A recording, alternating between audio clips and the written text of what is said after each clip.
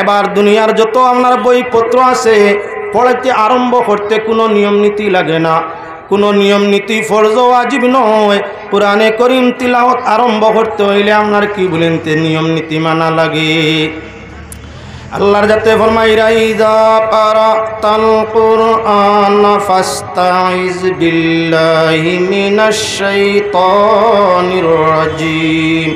যখন তোমরা কোরআন শরীফ আপনার তিলাওয়াত করতে চাও তখন তোমরা কি করো, শুরু বিসমিল্লাহ আরম্ভ করবার আগে আউযু বিল্লাহ পড়িয়া আল্লাহর সাহায্য শয়তান মরদুদ তাকি চাইয়া আল্লাহর ইবাদত করার উদ্দেশ্যে তোমরা আউযু বিল্লাহর সাথে কোরআন তিলাওয়াত আরম্ভ করো। মুফাসসিরিন ও মুহাদ্দিসিন এবং আপনার আহলে মাসাইল বিশারদ যারা আছেন এরার প্রমাণ হইয়া থাকলো কোরআন তিলাওয়াত আরম্ভ করতে আউযু বিল্লাহ পড়া সর্বাবস্থা ওয়াজিব। আউযু বিল্লাহ ছাড়া পড়া আরম্ভ হয় এই তিলাওয়াতের মাঝে খৈর বরকত থাকে না। কোরআন শরীফে জানাই দে কোরআন আরম্ভ করতে আউযু বিল্লাহ পড়া হইয়া থাকলো জরুরি। আউযু বিল্লাহ পড়িয়া আরম্ভ করতে হয় কেন বলে হর খামর মাঝে শয়তানে ওয়াসওয়াস দে। আউযু বিল্লাহর সাথে কোরআন তিলাওয়াত আরম্ভ করলে অন্তরের মাঝে শান্তি মিলে, শয়তানি কান্তাই দমন, যেহেতু দুয়ার মাধ্যমে তুমি কোরআন আরম্ভ করছো। আউযু শব্দ তাওয়াউজুন তাই বঞ্চে, যার অর্থ হইয়া থাকলো ফানা চাওয়া, সাহায্য চাওয়া। মানুষ যখন আল্লাহর সাহায্য চাইয়া আল্লাহর কালাম তিলাওয়াত আরম্ভ করে শয়তান রে আল্লাহ বিতাড়িত করিয়া ইমানর নূর রে কুরআন শরীফের তিলাওয়াতে আল্লাহ জিয়াদা করিয়া দে। শয়তান হরে ও শান্তি, মন শান্তি হয়। শয়তান হরিয়া থাকে আল্লাহর ইবাদতের প্রতি বন্দার লুৎফ লজ্জত বাড়িয়া থাকে। এজন্য কুরআন শরীফ পড়া আরম্ভ করতে আউযু বিল্লাহ পড়া ওয়াজিব। আউযু বিল্লাহর সাথে শেষ বলে না, হাদিস শরীফের দিকে যাওয়া লাগে। কুল্লু আমরিন জিবালিন লাম ইয়াবদা বিসমিল্লাহি ফাহুয়া আবতার। হর যে কোনো কাম আরম্ভ করতে যদি আল্লাহর নাম থাকে না তাহলে এই কামের মাঝে কোনো খৈর বরকত থাকে না। এজন্য বাংলার কালাম যেহেতু ইবাদত, তিলাওয়াত করা ইবাদত, তাই আল্লাহর ইবাদত এই কাম আরম্ভ করতে আউযু বিল্লাহর সাথে বিসমিল্লাহ পড়িয়া নিতে হয়। আল্লাহ পাক পরওয়ারদিগারে আলমে কোরআনে করিম নাজিল করতে কোনো সূরার প্রথমে আউযু বিল্লাহ দেন না, তবে কোরআনে করিম পাক পরওয়ারদিগারে আলমে আয়াতর অংশ আউযু বিল্লাহরে বানাইয়া দিছেন। বিসমিল্লাহ শরীফ রে পাক পরওয়ারদিগারে আলমে কোরআনে করিমের প্রত্যেকটা সূরার শুরুতে বিসমিল্লাহ নাজিল করিয়া দিছেন। এক সূরার প্রথমে বিসমিল্লাহ নাই, যেটা হইয়া তাগলগি সূরাতুত তাওবা। অন্য জায়গার মাঝে আল্লাহর যাতে সূরাতুন নমলের মধ্যে কোরআন শরীফের অন্য আয়াতের একটা অংশ বিসমিল্লাহরে বানাই দিছেন। যেমন সুলাইমান বাদশার কাছে, সুলাইমান বাদশাহ বিলকিস রানীর কাছে চিঠি লিখিসলা, ইন্নাহু মিন সুলাইমানা ওয়া ইন্নাহু বিসমিল্লাহির রহমানির রহিম। যার দ্বারা প্রমাণ হইয়া থাকলো একটা চিঠি লেখিতে হইল তার শুরুতে বিসমিল্লাহ লেখা হবে। তবে আমরা দেশের পরিবেশ আপনারা চিঠি পড়িয়া যতায় ততায় মানুষে ফালাই দে, যতায় ততায় মানুষে ফালায়। বিসমিল্লাহ শরীফ কোরআনে করিমর আয়াতর অংশ। আল্লাহর কালাম যদি আপনার মানুষের উড়া পড়ায় পড়ে, আল্লাহর কালাম যদি জীবজন্তুর আপনার পায়ের কদমর তলে পড়ে, কোরআনের এহানত হবে। মহামান্য কোরআন শরীফ, তাই বিসমিল্লাহ চিঠির প্রথমে লেখা যাবে না আমরা দেশের কোনো কুইয়ত। তাহলে আপনার কি বলেন তে চিঠির উড়ে লেখো 786। বিসমিল্লাহর মাঝে 19টা অক্ষর আছে, প্রত্যেকটা অক্ষরের একটা মান সংখ্যা আছে। আহলে রুমানে মান সংখ্যা বার করছেন। যদি আপনি এই মান সংখ্যাটা আলাদা করেন তাহলে গনিয়া প্রত্যেক অক্ষরের মান সংখ্যা 786 হইব। যেমন আলিফের সংখ্যা হইয়া থাকলো 1, লামের সংখ্যা হইয়া থাকলো 30। আল্লাহ শব্দ বানান করতে 2টা লাম লাগে, তাই 2 নম্বর লামর সংখ্যা হইয়া থাকলো সমান সংখ্যা 30। আপনার হু হে একটা শব্দ আছে, অক্ষর আছে, তার সমান সংখ্যা হইয়া থাকলো 4। এর বাদে আপনার কি বিসমিল্লাহি পয়লা বের সংখ্যা হইয়া থাকলো 2। এর বাদে সিনর সংখ্যা সমান 60। এর বাদে হইয়া থাকলো আপনার মিমর সংখ্যা সমান 40। এর বাদে আলিফের সংখ্যা 1, 2 লামে আপনার 2 30 60। এর বাদে উচ্চারণ হের সংখ্যা হইয়া থাকলো 4। এর বাদে হইয়া থাকলো আর রহমান, আলিফের সংখ্যা 1, লামর সংখ্যা 30। এর বাদে এর সংখ্যা 200। এর বাদে হের সংখ্যা 8, মিমর সংখ্যা হইয়া থাকলো আবার 40। নু আইয়া আজিছে তার সংখ্যা আবার হইয়া থাকলো 50। এর বাদে আর রাহিম, আবার আলিফ আইছে তার সংখ্যা 1, লাম আইছে বানান উচ্চারণের মধ্যে তার সংখ্যা 30, এর বাদে ইয়া তাগলো রে সংখ্যা রে অক্ষর আইছে তার সংখ্যা আপনার 200, এর বাদে ইয়া আইছে তার সংখ্যা 10, এর বাদে মিম আইছে তার সংখ্যা সমান সংখ্যা 40। টোটাল সংখ্যাগুলারে যদি যোগ করা যায় তাহলে 786 হয়ে যায়। তোমার সিটির প্রথমে 786 লেখো, দেখনেওয়ালায় দেখিয়া বুঝবই ন বিসমিল্লাহ বুঝাইতা চাইছুন। ইনো 786 দিয়া সমান সংখ্যা দিয়া বিসমিল্লাহির রহমানির রহিম লেখনেওয়ালায় বুঝাইতে চাইছে। তাই এই সংখ্যার দিকে চাইয়া যদি কেউ আপনার বেখেয়াল আসিল, জাননেওয়ালা ব্যক্তির মনো ভরি যাব এই সংখ্যা দি বিসমিল্লাহ বুঝাইছে। যদি এখন হে বিসমিল্লাহির রহমানির রহিম পড়িয়া সিটিখান পড়া আরম্ভ করে বিসমিল্লাহ শরীফর খয়র বরকত পরিপূর্ণভাবে আল্লাহ দিবা। তার জন্য বিসমিল্লাহর মাঝে বিসমিল্লাহির রহমানির রহিমের মাঝে 19 অক্ষর, বেহেশতর দরওয়াজা হইয়া থাকলো 19। যার প্রত্যেকটা নেক কাম ভালো কাম বিসমিল্লাহর সাথে আরম্ভ হয়, তার লাগি জান্নাতর 19টা দরজা আল্লাহর যাতে খুলিয়া দে। বিসমিল্লাহির রহমানির রহিম কুরআনের অক্ষর অনুযায়ী লেখিয়া বিসমিল্লাহ যতায় ততায় ফালানি যায় ইমানর হানি আইব, কুরআনরে হানত হইব, কুরআন শরীফর দ্বারা আমরার ইমান নষ্ট হইব। আর যদি বিসমিল্লাহ শরীফ করে না লেখিয়া সংখ্যা দিয়া তারে বুঝানি যায়, তাহলে বুঝদারে জাননেওয়ালায় বিসমিল্লাহ পড়িয়া আমল করব, যার ওসিলায় বরকত হাসিল হইব, কিসমত কুশাদা হইব, জান্নাতর 19 দরজা তার লাগি খুলব। এর কারণে আপনার 786 কুরআনের অক্ষর নাই, মানর বানাইল। আর মানর বানাইল অক্ষর সংখ্যা ইগু যদি ফার তলে পড়ে এমন মারাত্মক পাপ হইতো না। তাই আমার ভাই হল বুজুর্গ হল কোরআন শরীফ পড়িতে সময় আপনার আউযু বিল্লাহর সাথে বিসমিল্লাহ পড়িতে হয়। 2 সূরার মাঝখানো আপনার বিসমিল্লাহ পড়ার ভিন্ন নিয়ম আছে। আউযু বিল্লাহ বিসমিল্লাহ পড়ার 4টা নিয়ম। 4 নিয়মে কোরআন শরীফ তিলাওয়াত আরম্ভ করা যায়। আউযু বিল্লাহ, বিসমিল্লাহ এবং সূরা 4টা নিয়মে পড়া যায়। দুনিয়ার কোনো বই পুস্তক পড়িতে নির্ধারিত কোনো নিয়ম নাই। আল্লাহর কালাম কুরআনে করিম তিলাওয়াত আরম্ভ করতে 4টা নিয়মের ভিত্তিতে আরম্ভ করা। মানে প্রথমটার নাম হইয়া থাকলো ফসলে কুল, দ্বিতীয়টা ওসলে কুল, তৃতীয়টা ওসলে আউয়াল বিসানি, চতুর্থটা হইয়া থাকলো ওসলে সানি 42। বুঝানিত গেলে সময় লাগবে, অর্থাৎ আউযু বিল্লাহ 1 শ্বাসে, বিসমিল্লাহ 1 শ্বাসে, আপনার কুল হু আল্লাহ আলহামদুলিল্লাহ আর 1 শ্বাসে, ওটার নাম ফসলে কুল। তিনোটারে একসাথে, মাঝখানো দমলোয়া নাই, শ্বাস ফলানি নাই, ওটার নাম হইল ওসলে কুল। প্রথম 2টা একলগে, বাদরটা আলাদা, ওটার নাম ওসলে আউয়াল বিসানি। আপনার প্রথমটা আলাদা, বাদর 2টা, বিসমিল্লাহ এবং সূরা 1 শ্বাসে, তার নাম ওসলে সানি 42। 4টা সূরাতে কোরআন পড়া আরম্ভ করা যায়।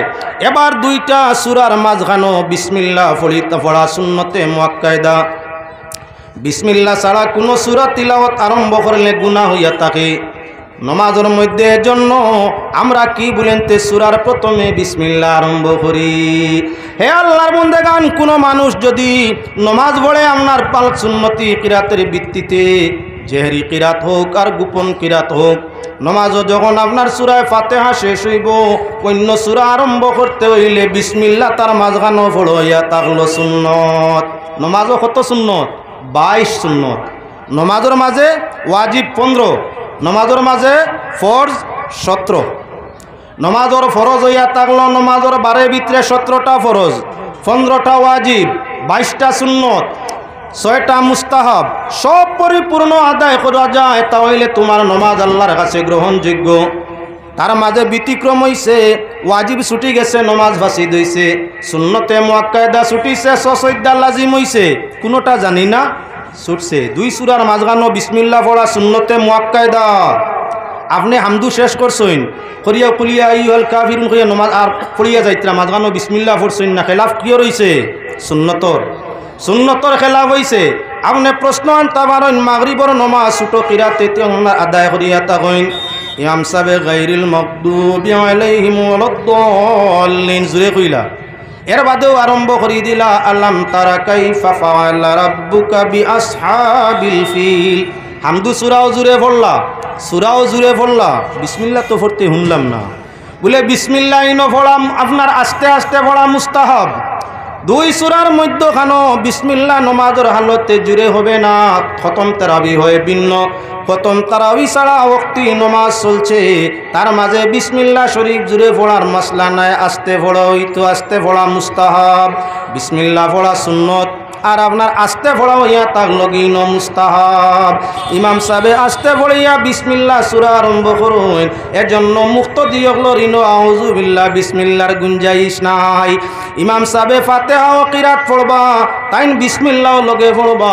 কোন মুক্তদি মুসল্লি লাহে কোকুয়ার মসবুক কোকুয়া তান লাগি আউযু বিল্লাহ বিসমিল্লাহ পড়া বা কিরাত বা ফাতিহা পড়ার জরুরত নাই। পড়লে মকরু হইব, পড়লে মকরু।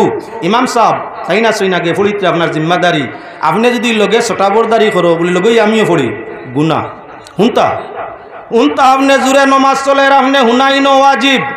ইজা কুরিয়াল কুরআন ফাসতামিউ লাহু আনসিতু। আল্লাহর যত ফরমান, যখন কোরআন তিলাওয়াত হবে, কোরআন তিলাওয়াতের সময় তোমরা কোরআন শরীফ দিলের খান্দি শুনিও এবং নীরবতা পালন করিও। নামাজের মাধ্যমে এটা হইয়া থাকলো আমাদের জন্য ওয়াজিব। ইমাম সাহেব কিরাত পড়িত্রা, ফাতিহা পড়িত্রা, আমরার জন্য নীরবতা পালন করিয়া আপনার খালি কোরআন শরীফ হুনাও গো ওয়াজিব। ইমামে কিরাত পড়িত্রা, আমি নমাজও নাই, আমি নমাজও লাগছি না এখনো বাইরে। গলা কি বেশ বেশ দিতাম পারমু, আসি বেশি বেশি মারতাম পারমু, কেউর সঙ্গে জুড়ে মারতাম পারমু না। আল্লাহর কালাম নমাজের মধ্যে তিলাওয়াত চলছে, মসজিদ কম্পাউন্ডের ভিতরে তুমি জুড়ে আওয়াজ করতে পারবে না, বলে খানি মারতে পারবে না, বলে চলে আসি আমি দিতে পারবে না, সুরগুল করতে পারবে না। কেননা ইমাম সাহেবে মুসল্লি অগ্নরে কিরাত হুনাইত্রা। আমার আল্লাহ যখন জিবরিল মারফতে নবীজিরে কোরআন দান ফরমাইতা, নবীজির হালতটা পরিবর্তন হইতো। সাহাবা একরামে দেখিয়া বুঝতা কোরআন শরীফ নাজিলর। এমত অবস্থায় সব সাহাবা নীরবতা পালন করে লিতা। আমার আল্লাহ ফরমাইনি যা কুরিয়াল কুরআন ফাসতামিউ লাহু ওয়া আনসিতু। যখন কোরআন শরীফ তিলাওয়াত হবে, নামাজের মাধ্যমে তিলাওয়াত হয়, তোমাদের জন্য শ্রবণ করা ওয়াজিব। সেই সময় তোমরা খামোশ থাকিও আর দিলর খান্দি কোরআন শরীফ রে শুনিও। দুনিয়ার যত বিষয়বস্তু আছে শুনলে ইমান বাড়ে না, ইমান ছাড়েও না, বাড়েও না। আল্লাহর কালাম কোরআন শরীফ শুনলেও আপনার কি বলে ইমান বাড়ে। আল্লাহর কালাম তিলাওয়াত করলে যেমন ইমান বাড়ে, আল্লাহর কোরআনের তিলাওয়াত শ্রবণ করলে তো আপনার তেমন ইমান বাড়ে। এবার দুনিয়ার কোনো বইপত্র পড়িতে আপনার তার মাঝে কোনো ওয়াকফর প্রয়োজন হয় না, তারে আপনার কি বলে নির্ধারিত জায়গায় জায়গায় শ্বাস প্রশ্বাস করা লাগে না। আল্লাহ পাক পরওয়ারদিগারে আলমের কালাম পাক কালাম কোরআনে করিম ওয়াকফ দম লাগারও ভিন্ন নিয়ম আছে। প্রথমেই তো কোরআন শরীফ তিলাওয়াত করতে দম লাগার ময়লা হইয়া থাকলো 3 নিয়ম। ওয়াকফ এখতিয়ারি, ওয়াকফ ইস্তেরারি, ওয়াকফ ইক্তেবারি। 3 জাতর আপনার দম লাগা, 3 নমুনায় দম লাগা। মানে তার মাঝে প্রথমটা ওয়াকফ ইচ্ছাকৃত, এখতিয়ারি ওয়াকফ, আপনার ইচ্ছায় যেন চাইন আপনি দম লইতা, আয়াত নাই রিটার্ন করতে গিয়ে যাইতা। 2টা ওয়াকফ, 2 নম্বর ওয়াকফে ইস্তেরারি, তিলাওয়াত করতে হঠাৎ আপনার শ্বাস বন্ধ হয়ে গেছে, আওয়াজ বন্ধ হয়ে গেছে, আওয়াজ আর আনতে পারছেন না, শ্বাস আর রাখতে পারছেন না, এটার নাম ওয়াকফে ইস্তেরারি। এটা যাই যাবার করে তাই রিপিট করিয়া যাওয়ার লাগে। 3 নম্বর ওয়াকফটার নাম হইয়া থাকলো ওয়াকফে ইক্তেবারি। আপনার শিক্ষকে তার ছাত্ররে শিক্ষা দেওয়ার জন্য ইচ্ছাকৃত যদি আপনার কোনো ওয়াকফ দম লাগিয়া থাকে, এটার নাম হইয়া থাকলো ওয়াকফে আপনার ইক্তেবারি।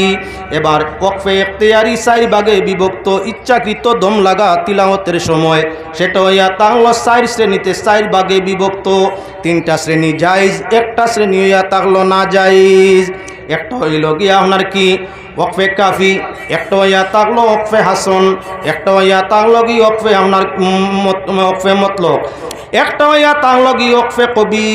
এমত অবস্থায় ওয়াকফে কবি যেটা সর্ব অবস্থায় গুনাহ জায়েজ হারাম। কোরআন শরীফ পড়িতে হালাল দম লাগা আছে, দম লাগার বৈধ নিয়ম আছে, আবার অবৈধ কিছু নিয়ম আছে।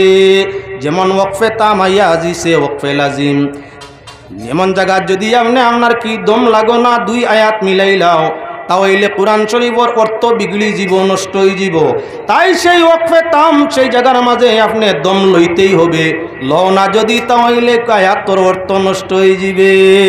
আয়াত নষ্ট করিয়া তর্জমা নষ্ট করিয়া তিলাওয়াত করো, সওয়াব পাওয়া তো দূরের কথা আযাব আসবে।